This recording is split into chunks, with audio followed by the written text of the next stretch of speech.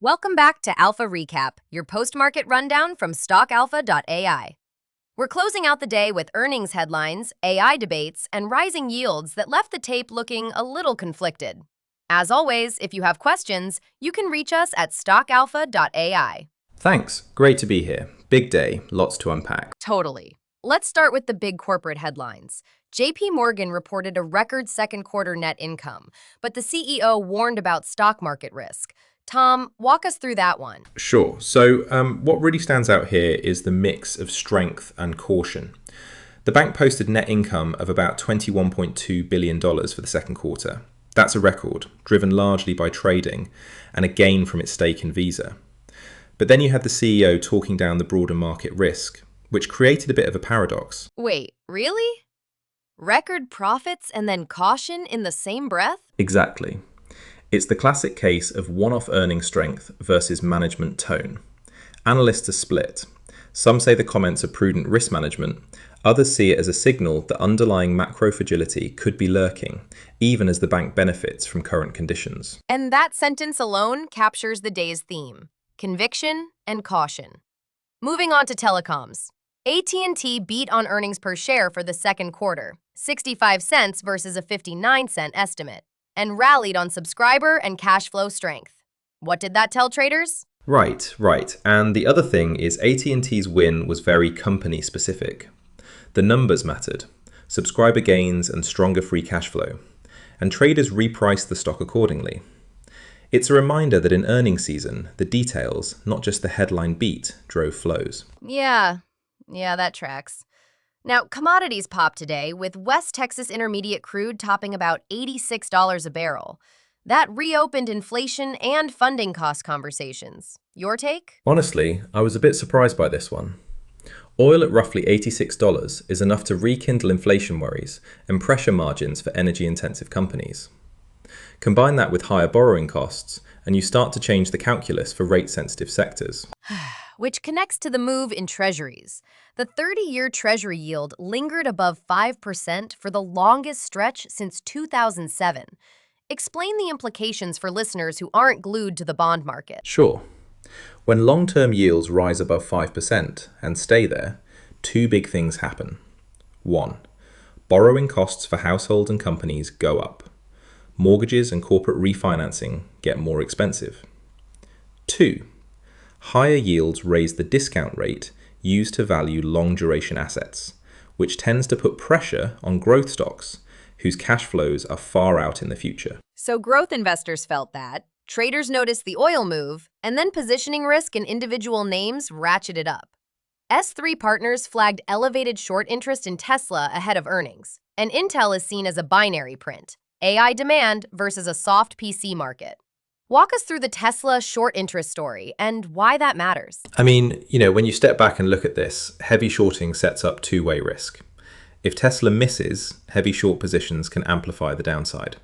But if Tesla surprises to the upside, that same crowd can rush to cover, which can create a rapid squeeze and big rallies.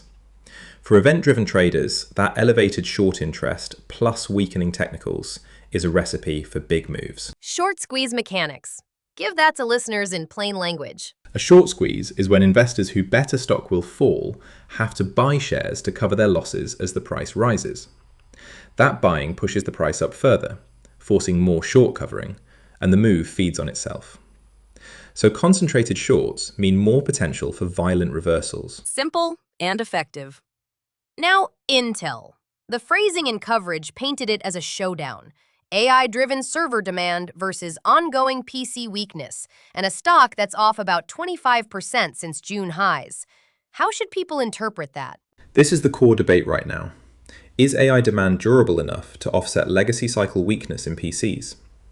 If Intel gives guidance or data showing robust AI-related revenue growth, it supports the rebound narrative.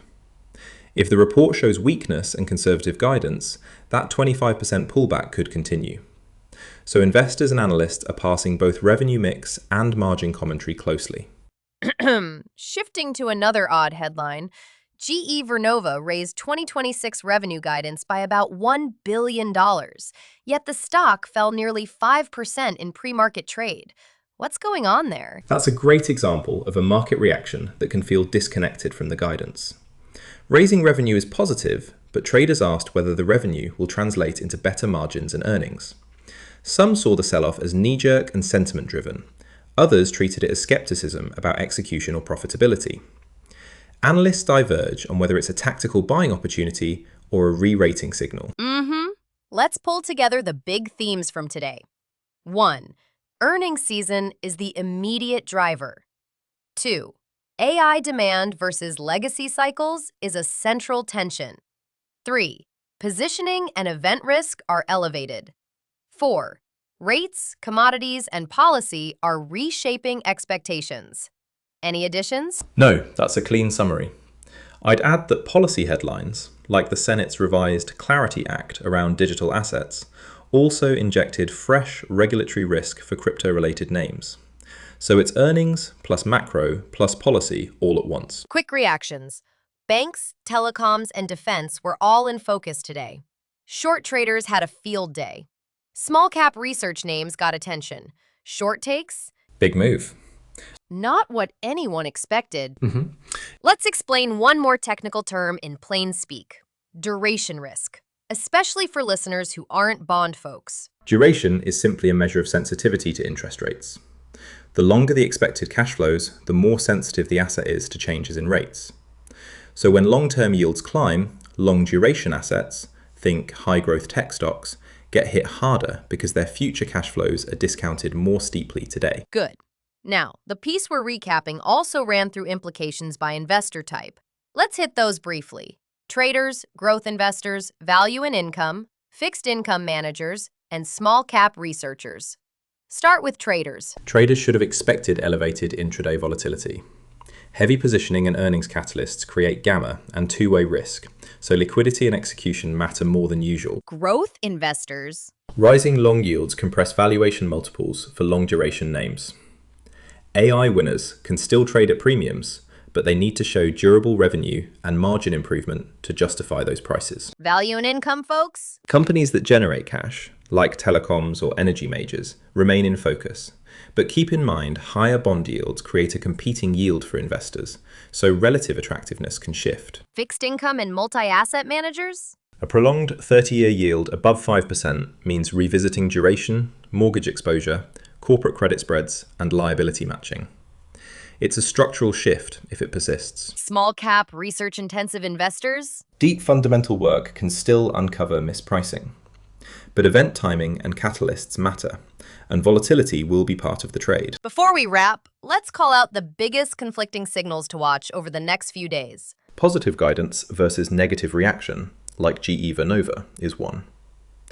Bank beats with cautious management commentary is another.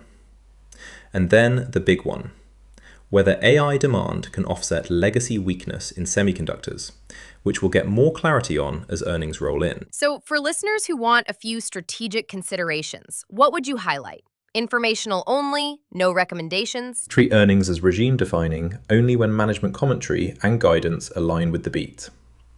Revisit duration exposure if the long end stays elevated.